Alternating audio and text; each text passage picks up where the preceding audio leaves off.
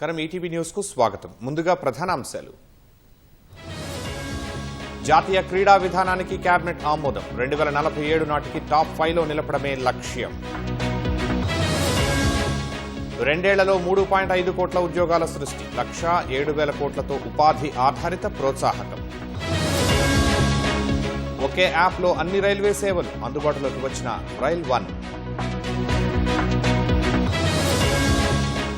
అత్యాచార కేసులో న్యాయ కళాశాల చర్యలు. కాలేజీ నుంచి నిందితులు బహిష్కరణ. అదనంగా 1,40,00,000 మరణాలు. యుఎస్ ఎయిడ్కు నిధుల కోత నిర్ణయం ఎఫెక్ట్.